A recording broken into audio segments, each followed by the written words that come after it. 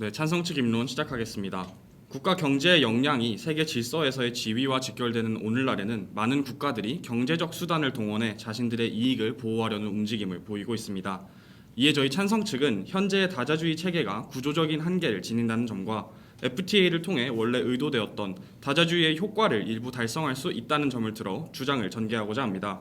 첫째, FTA는 경제안보 시대의 선택이 아닌 필수입니다. 패권국의 의중에 따라 국제 정세가 급변하는 오늘날의 맥락에서는 WTO의 안정성이 크게 의심받고 있습니다. 그렇기에 개발도상국들과 중진국들은 생존을 위해 다른 국가들과의 안정적인 관계를 형성하고 유지할 필요가 있습니다. 우리는 경제 안보의 추구와 FTA의 체결이 반드시 이기주의를 의미하는 것만은 아니라는 점을 명심해야 합니다. 둘째, WTO 체제 하에서의 다자주의 체계는 오늘날 구조적인 한계에 직면했으며 경제 안보 시대의 모든 국가 간의 상호 의존성 강화를 기대하는 것은 비합리적입니다. 다자주의 체제의 근간이라 할 수 있는 WTO의 보편적 통상 규범은 국가들의 안보적 특성을 반영하지 못하며 그렇기에 그 실현 가능성이 부족합니다.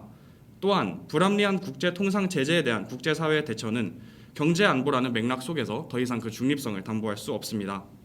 그렇기에 개별 국가의 이해관계를 보다 잘 반영하는 FTA의 확대를 통해 자유무역의 유지를 꾀해야 합니다. 셋째, FTA는 경제 안보 시대에도 다자주의에 근접한 효과를 창출해낼 수 있습니다. 유럽, 호주, 한국 등의 국가들은 미국과 중국을 양축으로 하는 패권 갈등의 중립지대로 기능할 수 있으며 양국과의 FTA 체결을 통해 갈등의 완화를 도모할 수 있습니다. FTA가 확대된다면 현재의 WTO 체제 하에서 이루어지는 소모적이고 무의미한 논쟁에서 벗어나 문제의 실질적이고 지속 가능한 해결이 가능하다는 점에서 그 의미가 큽니다. 이어질 자유토론에서는 본 입론에서 다룬 논거들을 보다 자세히 논의하겠습니다. 감사합니다.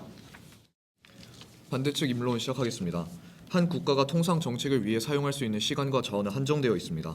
따라서 유효한 통상 전략은 이를 고려했을 때 가장 효과적으로 경제 안보를 담보할 수 있어야 하며 이는 실현 가능성, 실익의 크기, 부작용의 최소화라는 세 가지 측면에서 입증되어야 합니다.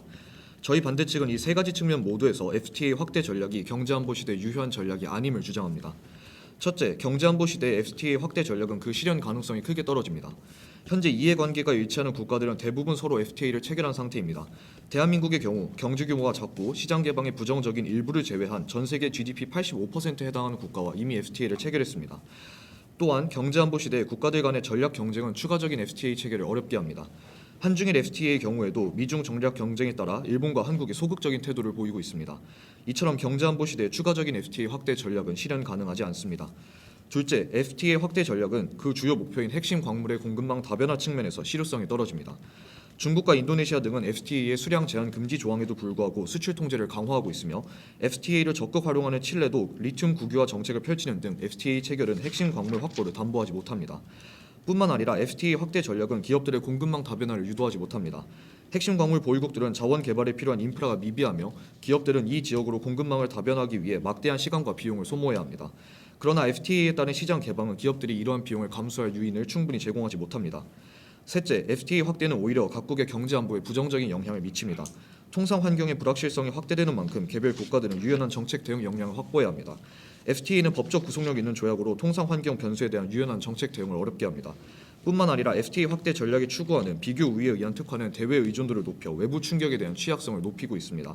한국과 아프리카 등 식량 자급률이 낮은 국가들은 FTA 확대에 따른 식량 안보 문제의 심화를 우려하고 있으며 우크라이나 전쟁에 따른 세계적 식량 공급망의 불안정성은 이러한 우려가 현실이 될 수 있음을 보여줍니다. 저희는 이러한 세 가지 논거로 논제에 반대합니다. 예, 찬성 측의 입론을 잘 들었습니다. 저희는 이제 찬성 측께서 말씀해주신 세 가지 근거에 대해서 각각 질문을 좀 드리고자 합니다. 첫 번째는 FTA의 확대를 통해서 WTO가 제 기능을 다하지 못하고 있는 현 상황에서 안정적인 국가 간의 관계를 형성할 수 있다라고 말씀해 주셨습니다. 하지만 FTA라는 것은 기본적으로 통상 전략, 경제 전략이지 외교 전략이 아닙니다. 국가 간의 관계 형성 수단으로서 FTA를 활용하는 것이 적절하겠느냐에 대해서 좀 의문을 드리고 싶습니다. 두 번째로는 개별 국가 간의 이해관계를 반영하는 FTA를 체결함으로써 자유무역을 확대해야 된다. 된다라고 말씀해 주셨는데요. 이 개별 국가의 이해관계라는 것 자체가 사실상 WTO라는 호혜주의적인 제도가 버티고 있었기 때문에 그 위에서 FTA가 체결될 수 있는 것이고 자유무역 제도의 운영 역시 가능했던 것이라고 생각합니다.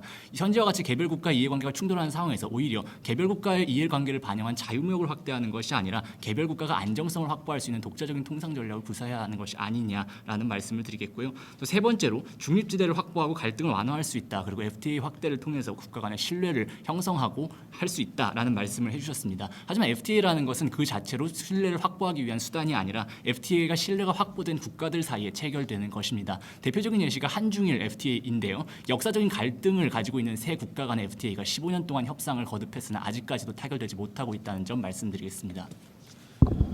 네, 첨언하겠습니다. 그리고 찬성 측께서는 현재 다자주의의 근간인 WTO와 FTA가 대립되는 개념인 것처럼 이해하시면서 둘이 WTO가 무너진 이상 FTA를 통해서 이를 보완해야 한다고 주장하고 계십니다.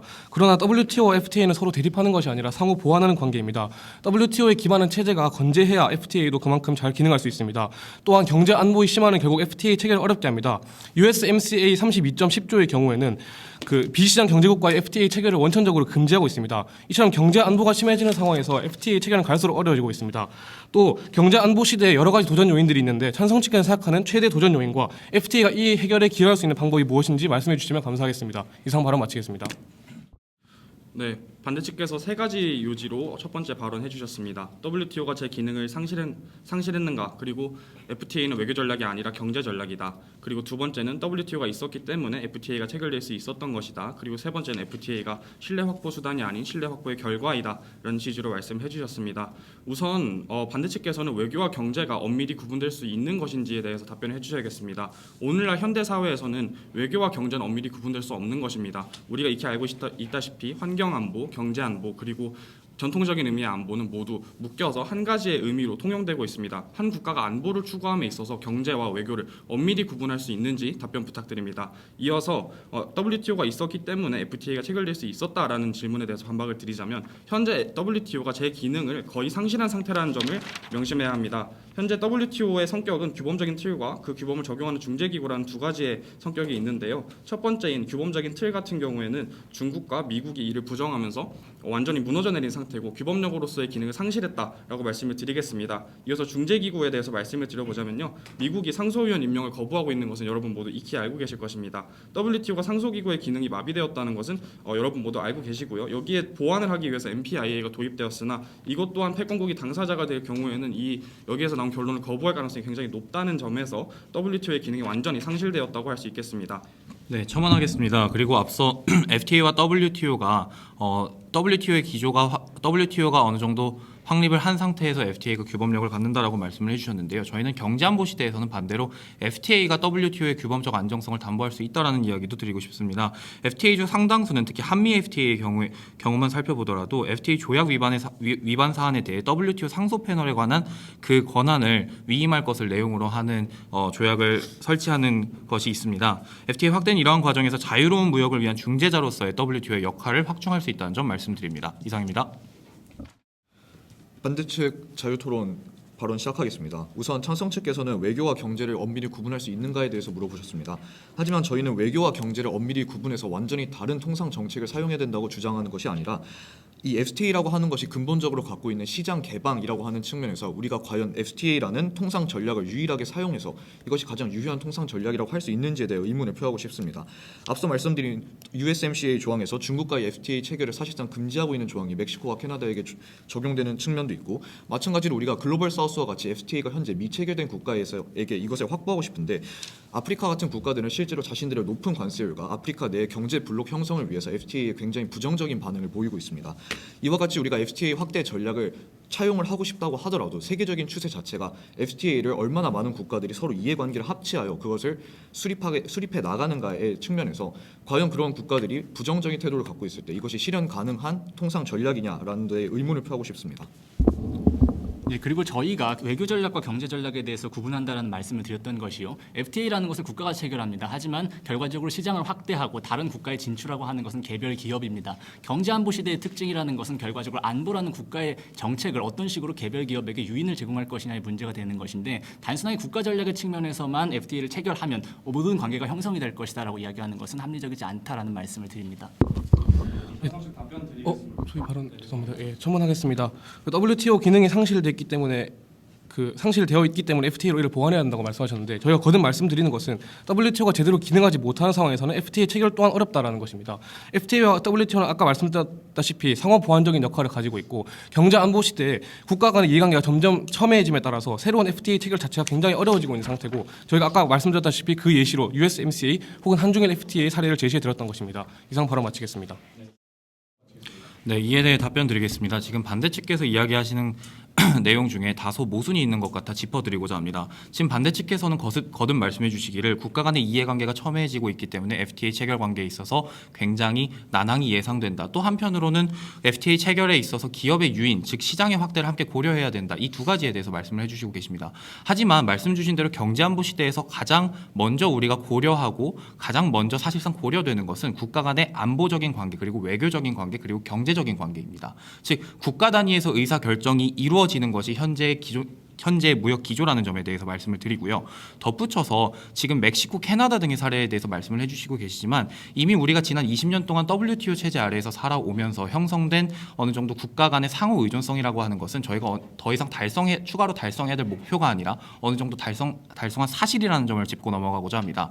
예컨대 유럽 같은 경우에는요. 유럽 같은 경우에는 이미 중국과 미국 모두를 무역 파트너 그리고 함께 가야 될 동반자로서 인식하고 있는 한편 미국과 중국 모두의 입장에서도 유럽은 더 이상 포기할 수 없는 시장입니다. 이처럼 어느 정도 그 경제 안보 시대에서 체결되는 FTA가 가져오게 될 어느 정도의 경제 블록이라고 하는 것이 더 이상 특정 국가를 완벽하게 배제하는 방식으로의 그런 이해관계가 정말 첨예하게 대립하면서 네 편과 내 편을 나누는 방식의 FTA는 아닐 것이라는 점을 말씀드립니다. 네, 첨언하겠습니다. 반대 측께서는 지속적으로 국가의 외교와 경제적인 안보의 관점이 분리되어야 한다. 그리고 국가 내에서도 국가와 기업의 의도가 구분되어야 한다. 이런 식으로 계속해서 쪼개서 보고 계신 것 같습니다. 이것은 굉장히 환원주의적인 관점입니다. 한 주체가 국가 내에서 여러 주체가 있는데 이것이 상호작용하는 것을 전부 무시하고 어떠한 국가와 기업과 그 국가의 전략들이 다 쪼개져서 작용할 수 있다고 주장하고 계신 것 같습니다. 이 부분에 대해서 보완해 주시기 바랍니다.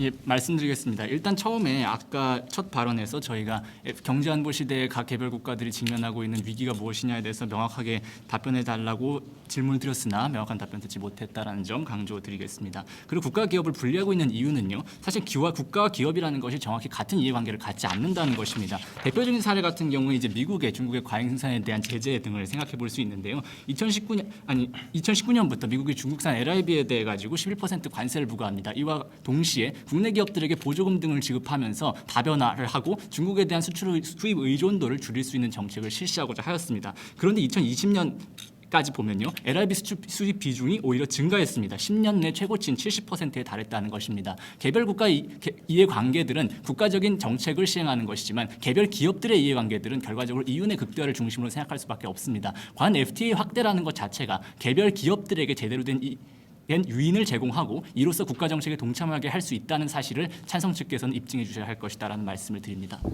네, 첨언하겠습니다. 또한 찬성 측께서는 계속해서 막연하게 FTA를 체결해서 신뢰가 구축되고 경제와 협력이 늘어나면 그것이 우리의 경제 안보를 증진할 수 있을 것이다라고 말씀하고 계십니다. 그러나 이는 막연한 기대에 불과합니다.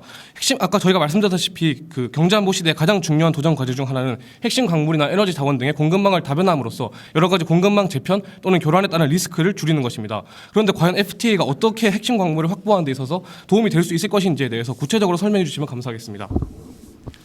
첨언하겠습니다. 추가로 찬성 측께서는 현재 경제 안보 시대에 이제 안보적인 협력 관계를 위해서 FTA가 체결된 것들에 대한 기체결된 FTA의 장점을 설명하고 계시지 실상으로 우리가 어떠한 FTA의 질적 확대를 해야 되는지 그것을 현재 미체결될 국가에 대해서 어떻게 양적 확대를 해야 되는지 우리가 통상 전략으로서 앞으로 장기적인 측면에서 얼마나 FTA를 확대를 해야 되는가 그것을 통해서 얻을 수 있는 경제 안보서의 진정한 실익은 무엇인가에 대한 이야기가 현재 빠져 있는 것 같습니다. 이 부분에 대해서 보충 부탁드립니다.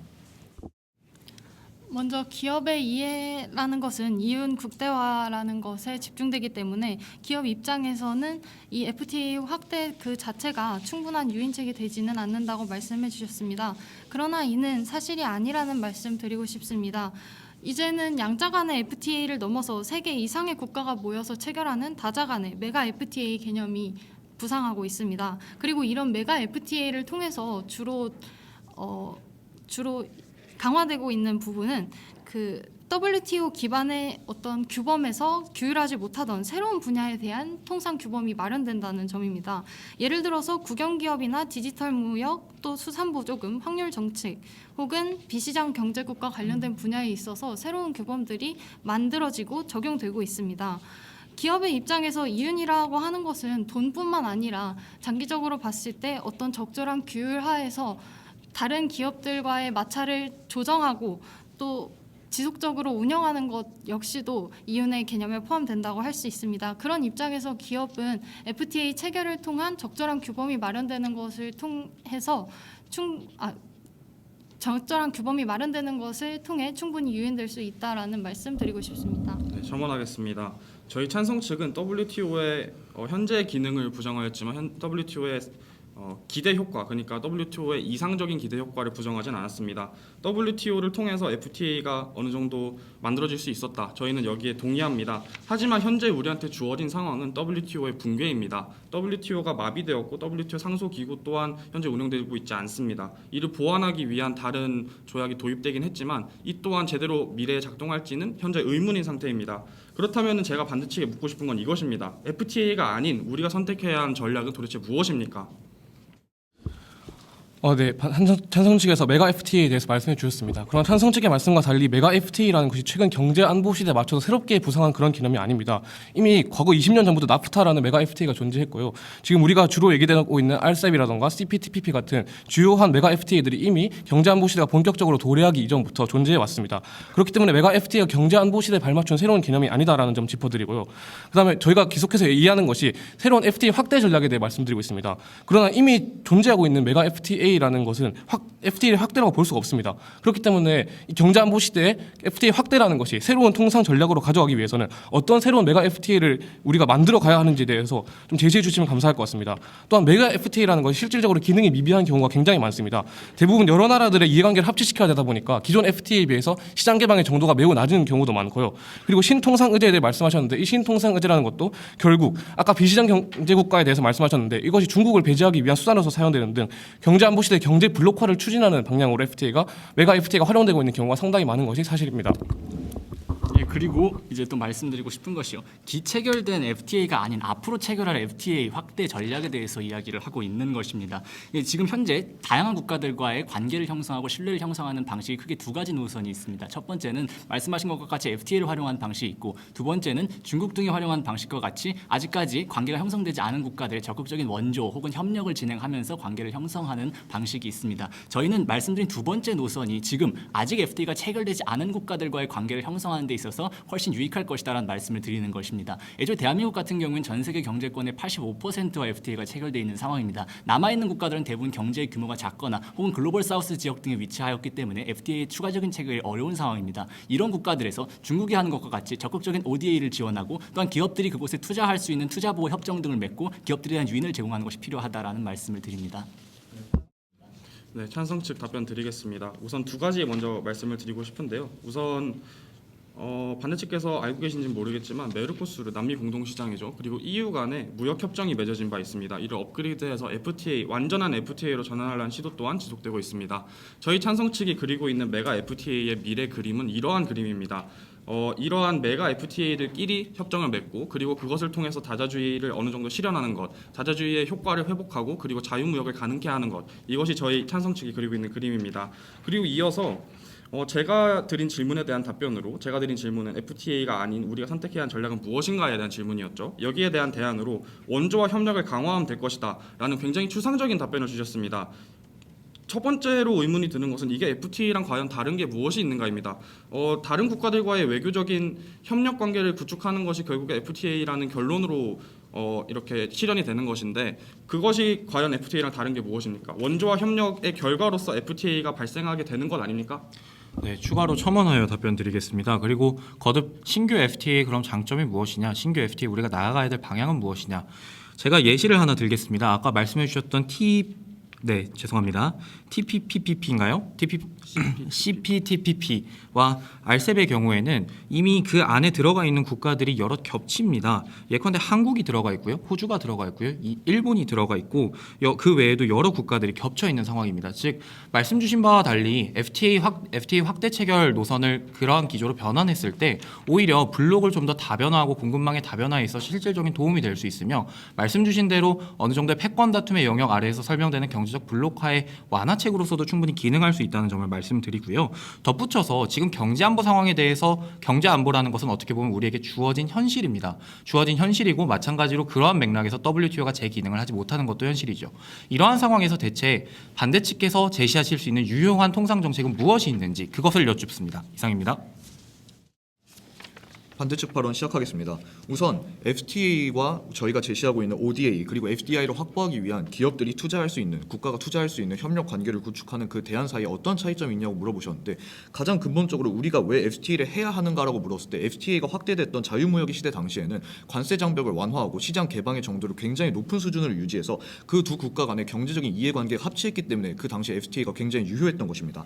하지만 지금 찬성 측께서는 FTA로 인해서 우리는 관계를 좋게 협력을 할 수 있고 무엇보다도 규범을 형성하고 있다는 측면에서 시장 개방이라고 하는 FTA의 가장 근본적인 측면에서 이것이 왜 우리가 앞으로 더 필요한지 이것이 갖고 올 수 있는 실익은 무엇인지에 대해서 답변을 하지 않고 계십니다. 거듭 말씀을 드리죠. 글로벌 사우스 특히 아프리카 같은 국가들에서 시장 개방에 대한 정도를 굉장히 낮추고 싶어하고 우리가 TIPF와 같은 MOU로 시장 개방 정도를 굉장히 낮추거나 시장 개방에 대한 논의를 이루지 않는 경제 안보 시대의 가장 중요한 공급망 다변화라고 하는 핵심적인 목표 또한 신통상 의제에 관한 핵심적인 목표들에 대해서 우리가 타격을 해야 되는 것이 바로 우리의 새로운 통상 전략입니다. 네, 첨언하겠습니다. 먼저 한 가지 오류 짚고 넘어가겠습니다. CPTPP와 RCEP의 체결국이 겹친다고 하셨는데 한국은 현재 CPTPP에 가입되어 있지 않습니다. 따라서 이 부분은 오류이고요. 그다음에 메르코스르와 EU의 FTA가 우리가 나아가야 할 이상적인 방향이다라고 말씀하셨습니다. 그러나 중요한 것은 이 FTA 아직까지 체결되지 않고 있습니다. 지금 현재 프랑스에서는 농민들이 환경 규제에 대해서 똑같은 의무를 부과하는 거울 조항을 삽입할 것을 요구하면서 농민들이 트럭터를 몰고 반대 시위를 벌이고 있습니다. 결국 아직까지도 20년 넘게 끌어오고 있는 이 EU와 메르코스르 FTA조차도 아직까지 타결되지 않고 있고 경제 안보 시대에 그 차이가 점점 더 커지고 있는 와중에서 이것이 어떻게 우리가 추구해야 할 이상적인 FTA의 방향이 될 수 있는지에 대해서 말씀해 주시면 감사하겠습니다. 다음으로 저희의 대안이 무엇이냐? 지나치게 추상적이다라고 말씀하셨습니다. 저희는 대외 경제 협력 기금을 통해서 여러 글로벌 사우스 국가들과의 신뢰를 구축하고 BIT를 체결함으로써 우리 기업들의 투자를 보호한 다음 해외 자원 개발 특별 융자를 통해서 기업들이 지역에 투자해서 자원을 확보할 유인을 제공해야 한다는 것을 대안으로 제시드리는 바입니다. 이상 발언 마치겠습니다. 네, 이에 대해 답변 드리겠습니다. 지금 반대 측에서 제시하시는 ODA라는 것이 과연 관계 구축에 있어서 실제로 FTA를 대체할 정도로 유효한 것인지에 대한 의문이 있습니다. 예컨대 중국의 1대1로 사업을 한번 살펴보죠. 1대1로 사업은 문자 그대로 어느 정도 중국에서 자본을 대여해 준 뒤에 일종의 인프라 형성을 구축한 다음 상호 간의 이해관계를 증진하자라는 차원에서 시작이 되었고 실제로 그에 대한 수혜국들 중 스리랑카 같은 경우에는 그로 인해서 많은 인프라가 깔렸습니다. 하지만 지금 그 스리랑카 실질적인 그러한 부채를 감당하고 있지 않습니다. 이러한 역사적 사례가 남기는 것은 결국에는 일방적인 ODA 즉 일방적인 자본의 이전이라는 것이 과연 그 국가 그러니까 이전을 받는 국가에게 있어서 얼마나 호의적으로 받아들여질 것인지에 대한 의문이 남습니다. 그리고 덧붙여서 네. 첨언하겠습니다. 반대 측에서는 시장 개방과 관련해서 FTA를 이야기해 주시면서 FTA가 실질적으로 유효하지 않다라는 주장을 계속 전개해 주셨는데요. 이는 경제 안보 시대라는 현재의 특수성을 다소 간과한 것으로 보입니다. 앞서 말씀해 주셨듯이 어떤 블록화의 흐름 그리고 미중 간 갈등으로 인한 보호무역주의 확산으로 인해서 개별 국가들에는 두 국가 중에 일종의 어떤 태기를 하라는 식의 압박이 계속해서 가해지고 있습니다. 그런 상황에서 개도국이나 중견국은 패권국의 1대1로 사실상 대응하기는 어렵습니다. 반면에 협력체의 일부를 대상으로 압력을 가하는 것은 상대적으로 패권국의 부담이 크다는 점에서 협력체를 구성하는 것이 보호무역주의에 대응하기 유리하고 이러한 이해관계에 합치는 FTA의 확대 가능성이 충분히 있다는 것을 시사한다고 생각합니다. 예, 좋은 토론 잘 들었습니다.